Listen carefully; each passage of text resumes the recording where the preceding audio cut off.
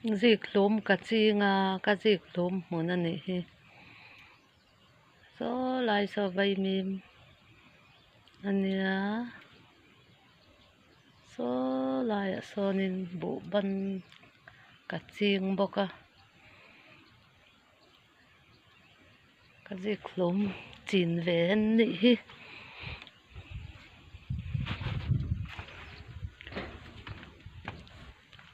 heng hi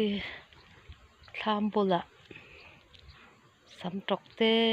bok bon te ka phun na hi ka thlam te ni hi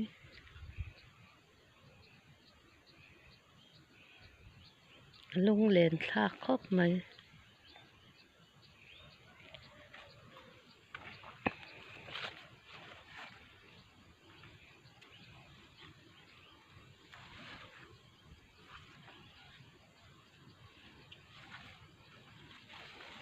ka zik lum chin ve ni hi